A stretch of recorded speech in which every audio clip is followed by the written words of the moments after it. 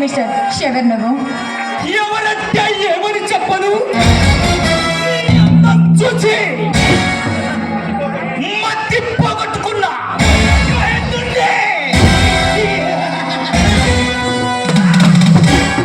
నువ్వు మహేంద్రుడివైనా దేవేంద్రుడివైనా నాకు అనవసరం. మర్యాదగా ఇక్కడ నుంచి వెళ్ళు.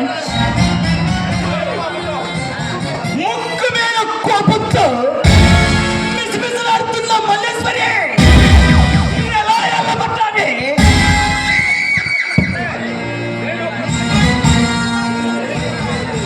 నేను ఒక్కసారి కమిట్ అయితే నా మాట నేనే విన్నా.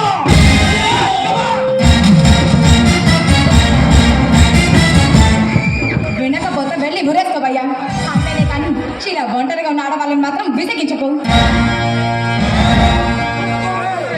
మిస్ మోహన సుందరి అంత తొందర అయితే అలా ఆ పేరు లక్ష్మి. మాటలు జాగ్రత్తగా మాట్లాడు. మాటలు ఎలా మాట్లాడాలో నువ్వు నేర్పితే నేను నేర్చుకుంటాను. నీ మాటల మధురిమలతో నా మనసు నిండిపోయింది. అలా అయితే నేను వెళ్తున్నాను.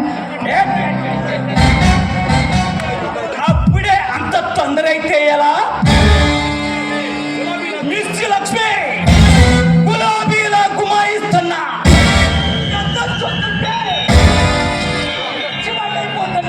లక్ష్మి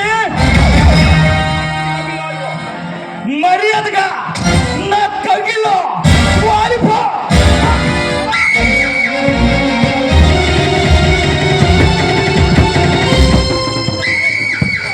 మిస్ మహేంద్ర, ఆడవాళ్ళతో ఎలా మాట్లాడాలో ముందు అది నేర్చుకో. అయినా నీలాంటి రోడ్ సైడ్ జమ్మేలకి అందరూ అలానే కనిపిస్తారు. అవురా అవురా చెమ్మ చెక్క నువ్వు ఇది ఎలా నేర్పితే నేను అలా నేర్చుకుంటానే. మిస్ లక్ష్మి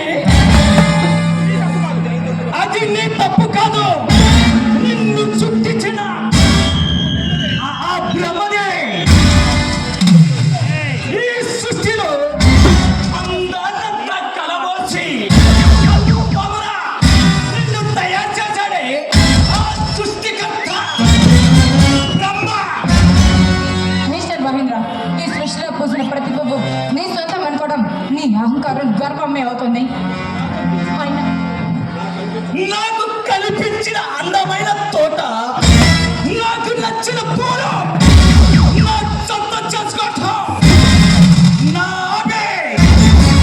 ఏయ్, నీ హాబీని రోడ్డు మీద వెళ్ళి ఎవరికైనా చెప్ప వింటాడు, నాకు కాదు.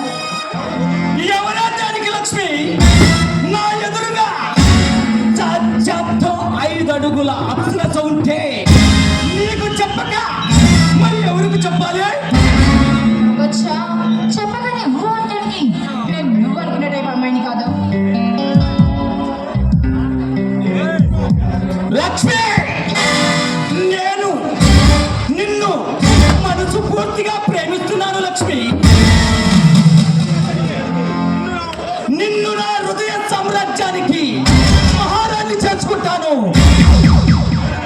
ఈ మహేంద్ర మనసు పడ్డ తర్వాత అది మైసూరు మహారాణైనా ముంబై ఎవరానైనా నా ఒడిలో పాల్పడాల్సిందే. మిస్టర్ మహేంద్ర, అమ్మాయి కనిపించగాని ప్రేమించాను అని సొల్లు కబుర్లు చెప్పాయి నీలాంటి వాళ్ళని నా సర్వీస్ లో చాలా మందిని చూశాను. అయినా నన్ను విసిగించకుండా ఇక్కడ నుంచి వెళ్ళిపో.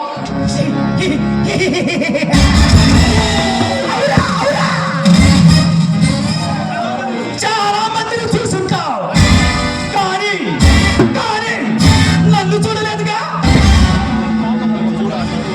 మిస్టర్, ఒక అమ్మాయి కనిపించగాని నేను నిన్ను ప్రేమిస్తున్నాను, నాకు నువ్వే కావాలి అంటే అది ఎంతవరకు ప్రేమ అవుతుంది?